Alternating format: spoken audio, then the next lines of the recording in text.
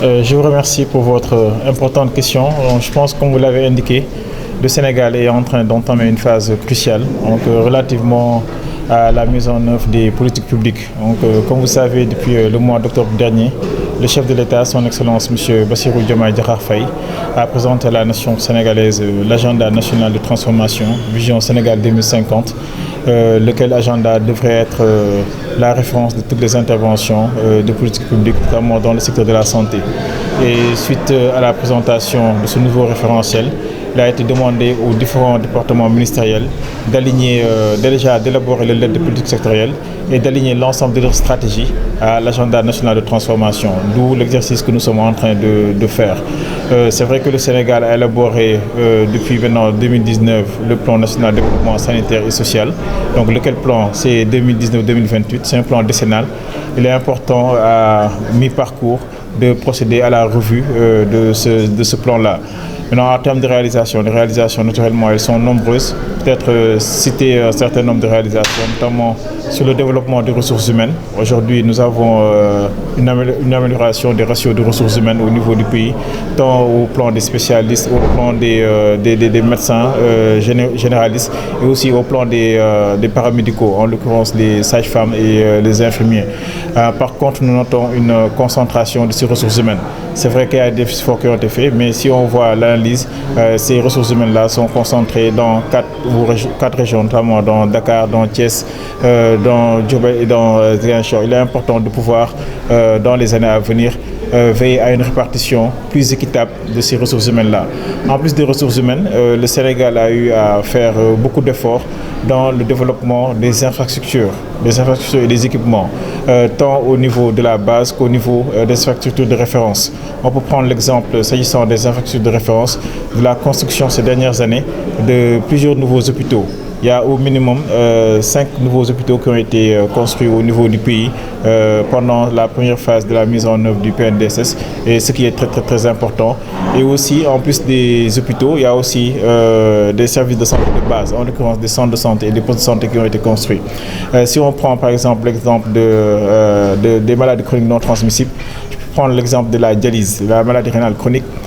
Au Sénégal, il y a peut-être en 2012, on avait peut-être 2 centres de dialyse au niveau du pays. 2 centres de dialyse situés dans la région de Dakar, dans la région de Saint-Louis.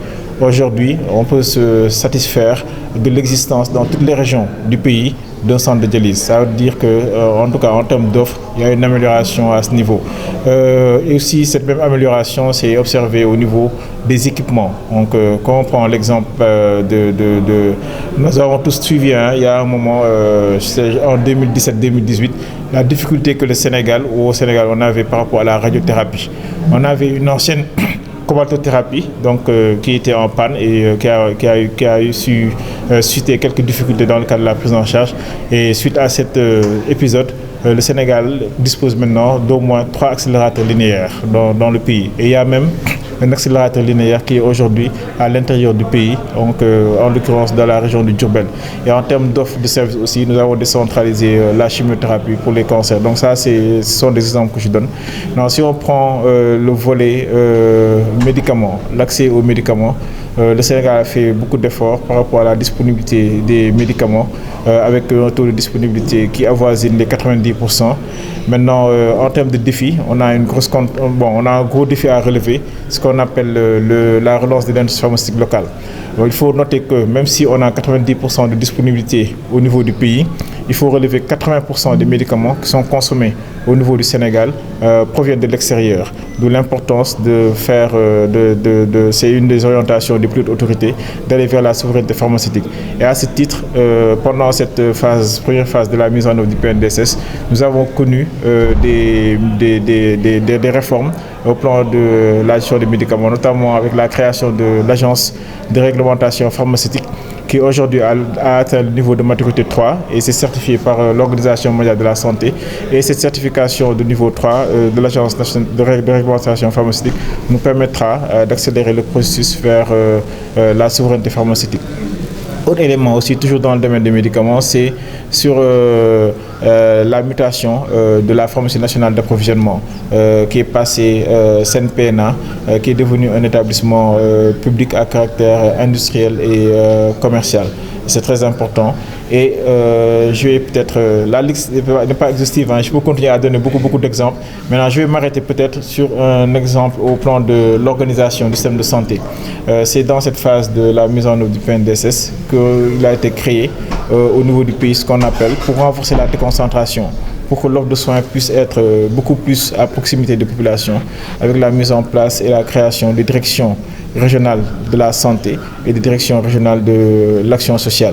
Et je finis par, au niveau institutionnel, au niveau du ministère de la Santé et de l'Action sociale, nous sommes à côté de l'OMS. L'OMS aujourd'hui, pour tendre vers la couverture sanitaire universelle, a demandé au pays de renforcer la mise en œuvre des soins de santé primaires. C'est à ce titre que le Sénégal a créé une cellule qui s'occupe des soins de santé primaire au niveau du ministère de la Santé et de l'Action sociale. Maintenant, il reste des défis que nous devons adresser et notamment l'évaluation va ressortir un certain nombre de défis que nous allons adresser et lesquels défis seront alignés à la mise en œuvre de la lettre de politique sectorielle. Un défi par contre que je voudrais relever, c'est qu'au volet du financement, le Sénégal a fait beaucoup de progrès en termes de mobilisation de ressources domestiques. Aujourd'hui, vu le contexte actuel, nous savons l'importance de pouvoir mobiliser des ressources domestiques avec ce qu'on appelle la volatilité des ressources externes. En termes de ressources domestiques, le Sénégal, conformément à la déclaration d'Abuja, qui indique qu'on devrait avoir 15% du budget de la santé, 15% du budget national consacré à la santé, nous sommes à 9,4%. Donc c'est un défi important de devoir progresser pour l'atteinte des 15% d'Abuja et de pouvoir mobiliser le secteur privé et les collectivités territoriales dans le financement de la santé. Mais vous posez une question très importante parce que nous sommes ministère de la Santé et de l'Action sociale. Je rappelle que dans le cadre de la mise en œuvre du plan national de développement sanitaire à travers le DPPD, le document de programmation pluriannuel des dépenses, nous avons un programme important du DPPD qui est la protection sociale. Et à ce titre, je vais donner peut-être deux exemples. Le premier exemple, en 2012, par rapport à la protection contre le risque financier. Je rappelle que quand on parle de couverture sanitaire universelle, c'est trois piliers essentiellement. Le premier pilier, c'est l'offre de services de santé de qualité. Le deuxième pilier, c'est le déterminant de la santé. Et le troisième pilier, c'est naturellement la protection contre le risque financier pour éviter les dépenses catastrophiques ou pour accéder à des soins qu'on puisse avoir des contraintes au plan financier. En 2012, comme j'ai indiqué, le Sénégal, en termes de couverture contre le risque financier, était à 20%. Et après la mise en place de la couverture maladie universelle, je pense que votre docteur était là dans le cadre de la mise en œuvre de cet important programme. Aujourd'hui, nous sommes à 53,6% de couverture avec tous les efforts que l'État est en train de faire, notamment à travers la mise en place de l'agence de la couverture maladie qui est devenue maintenant CNCSU, Sen Couverture Sanitaire Universelle, et par rapport aussi à l'existence au niveau communautaire, au niveau déconcentré des mutuelles de santé qui sont en train d'être organisées en union départementale d'assurance maladie. Autre élément aussi qui est important, c'est la prise en compte de la vulnérabilité. La prise en compte de la vulnérabilité relativement à la gestion du handicap. Le Sénégal a eu à prendre une initiative importante dans le cadre de la gestion du handicap, avec notamment plusieurs initiatives en réalité. Mais celle que je voudrais mettre en exergue ici, c'est la carte d'égalité des chances. Aujourd'hui, nous avons commencé à distribuer cette carte d'égalité des chances et nous avons distribué depuis en tout cas le début de cette initiative près de 80 000 cartes d'égalité des chances et qui devrait permettre aux personnes handicapées de bénéficier d'un certain nombre d'avantages, notamment au plan de la santé, au plan de la formation, au plan des transports, etc. Bon, maintenant, il y a cet avantage qui devrait être, cette carte devrait permettre d'avoir. Maintenant, le défi, c'est qu'on puisse avoir l'ensemble de ces avantages-là. Et à ce niveau, le principal défi, il y a une loi d'orientation sociale et il faudrait qu'on puisse, dans les années à venir, c'est vrai que l'évaluation du PNDSS va le ressortir, il y a les décrets d'application qu'il faudrait prendre pour permettre aux personnes handicapées de bénéficier à travers la carte d'égalité des chances de tous ces avantages-là. Pourquoi le choix de l'OMS? Parce que c'est l'expertise déjà, l'expertise de l'Organisation mondiale de la santé. Et ça, je voudrais vraiment m'arrêter pour, au nom de Monsieur le ministre de la Santé et de l'Action sociale, le Dr Ibrahim Sy, remercier le représentant résident de l'Organisation mondiale de la santé à Dakar au Sénégal, Dr Yameogo.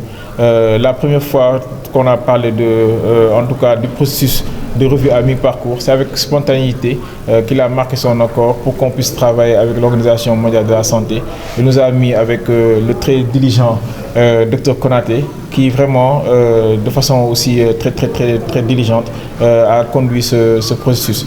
Je voudrais aussi, au nom de Monsieur le ministre, remercier le bureau régional de l'OMS, donc avec le bureau à Brazza, avec l'équipe qui est conduite par Dr Marie-Françoise. Et je pense qu'en termes d'expertise, aujourd'hui, si on fait une évaluation par l'Organisation mondiale de la santé, on peut avoir une garantie sur la fiabilité, la robustesse des résultats. Et il est important aussi de ne pas être à ce niveau, ce qu'on appelle juge et partie. Nous avons conduit la mise en œuvre du PNDSS. Il est important qu'une organisation externe vienne faire cet exercice-là et qu'on puisse avoir des résultats vraiment qui pourraient être alignés au nouvel agenda national de transformation. Et autre élément aussi qui est important, quand on sollicite l'OMS pour ça, on a non seulement l'expertise au plan technique, mais l'OMS aussi appuie au plan financier, il ne faut pas l'oublier, cet important exercice. Donc on ne peut pas avoir mieux que l'Organisation mondiale de la santé pour faire cette évaluation, cette revue à mi-parcours du PNDSS. Et je rappelle que ce n'est pas le premier exercice pour lequel l'OMS soutient le Sénégal. Plus récemment, on a, avec l'Organisation mondiale de la santé, évalué la stratégie nationale de financement de la santé. Et les autorités avaient eu une satisfaction par rapport à cette évaluation. C'est pour cette raison, quand il s'agit de faire cette revue à mi-parcours, le meilleur choix, c'était l'Organisation mondiale de la santé. On se réjouit que ce soit le bureau pays accompagné du bureau régional de l'OMS pour la région Afrique. Merci beaucoup pour cette question et pour cette opportunité que vous nous donnez pour nous exprimer sur le processus. Il faut dire que, comme l'a dit tout à l'heure le directeur de la planification du ministère de la Santé et de l'Action sociale, lorsque nous avons eu cette requête du ministère, c'était vraiment un honneur pour nous, parce que le plan national de développement sanitaire et social est un document, on peut dire le document qui guide vraiment les actions au sein du secteur de la santé, et donc avoir le privilège de participer à cette évaluation à mi-parcours était vraiment pour nous une opportunité très importante dans le cadre de notre appui au ministère de la Santé et de l'Action sociale. Donc, le représentant résident, Dr Yameogo Jean-Marie, n'a pas hésité un seul instant à donner des instructions pour que le bureau pays puisse mettre à la disposition de ce processus-là l'expertise technique, aussi bien locale avec les équipes du bureau pays, et aussi avec les équipes du bureau régional dont ma collègue ici, Dr Françoise, fait partie.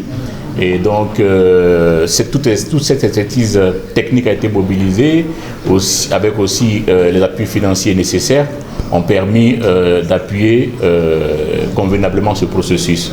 Et il faut dire que au mois de décembre, nous avons eu une première mission conjointe avec le bureau pays et les équipes du bureau régional.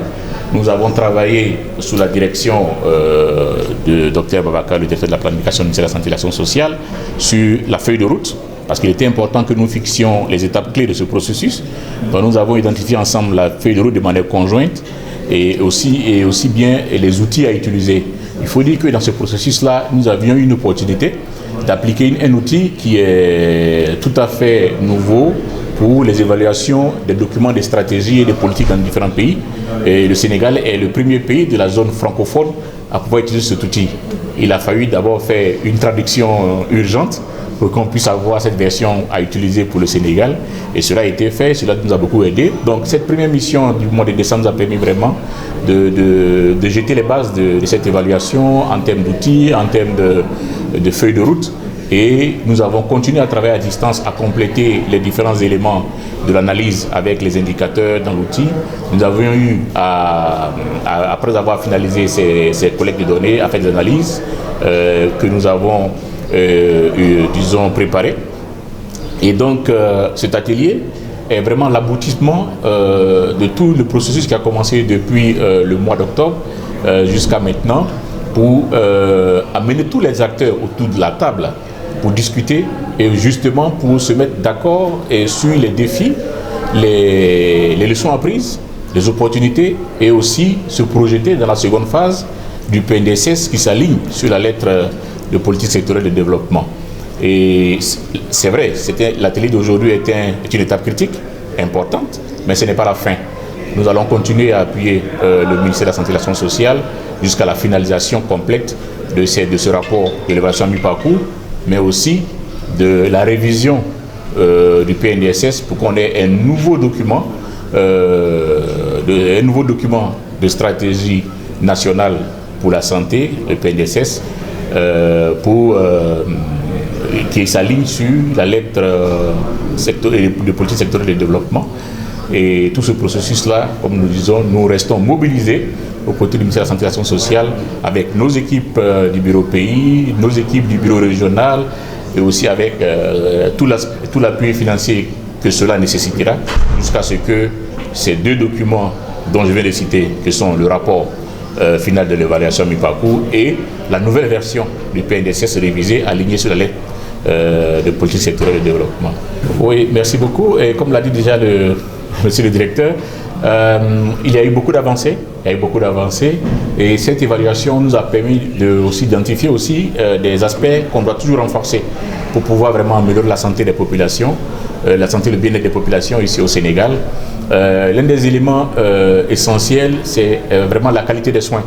La qualité des soins, et justement, cette qualité des soins-là est réaffirmée dans la lettre sectorielle, la lettre de politique sectorielle de développement comme une priorité. Et donc, je pense que les deux, l'évaluation et la lettre vont de pair, ont eu la même vision, qu'il faut vraiment renforcer la qualité des soins pour les populations. C'est un élément vraiment très important. Qui dit qualité des soins dit tout ce qui est en lien avec les infrastructures, avec les équipements, les ressources humaines dont il a parlé tout à l'heure, qu'il va falloir renforcer, et surtout en termes de redistribution dans les différentes zones selon les besoins.